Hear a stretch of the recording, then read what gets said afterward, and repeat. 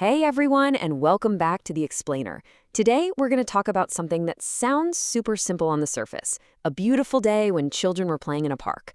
But honestly, as we deconstruct this text, you'll see this sweet little observation is actually packed with some pretty profound reminders about human connection, how we learn, and just pure joy.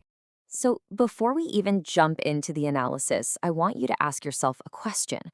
When was the last time you actually paused to just observe this simple joy of children playing in a park? Seriously, try to keep that image right in the front of your mind. The sounds of shouting, the constant blurring motion, maybe the feeling of the sun on the grass. We're going to use that very feeling to ground us as we explore today's source text. Okay, let's dive into this. Our source text doesn't kick things off by describing the trees, or the playground equipment, or the weather. Instead, it sets the scene by telling us that absolutely every corner of the park was filled. The entire physical setting was literally immersed in this incredibly vibrant, specific atmosphere. And this brilliantly illustrates exactly what was filling up that space.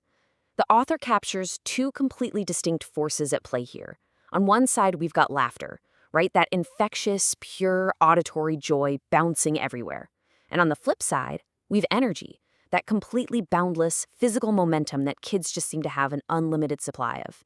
It's like the whole place was buzzing with these two forces.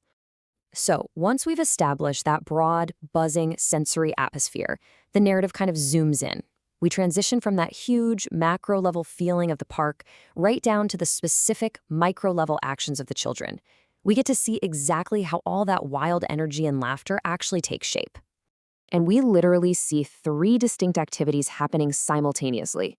You've got some kids swinging on the swings, others are kicking a ball around, and then some friends are completely locked into a game of tug of war together.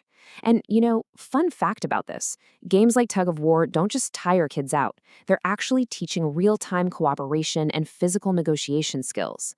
So we're seeing friends engaging in this incredible spectrum of play together, from individual momentum to shared challenges. But the story doesn't stop at just listing off playground games. Let's move to and see how this builds. It completely pivots.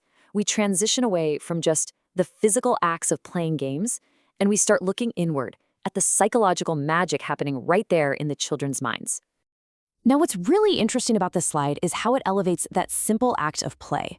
The text specifically notes that each child was creating something completely new with their fun and their imagination.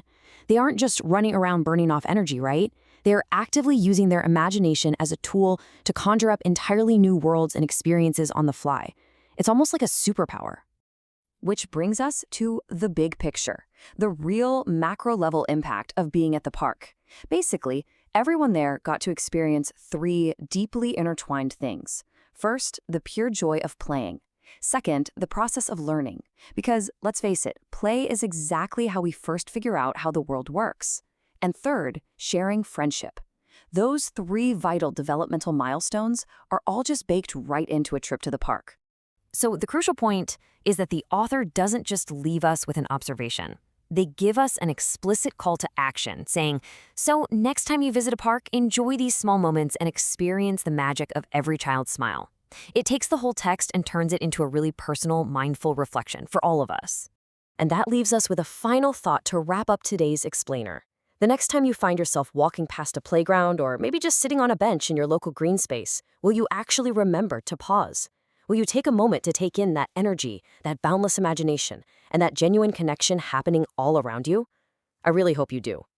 Thanks so much for hanging out and exploring this with me today. Keep observing the magic out there, and we'll catch you next time.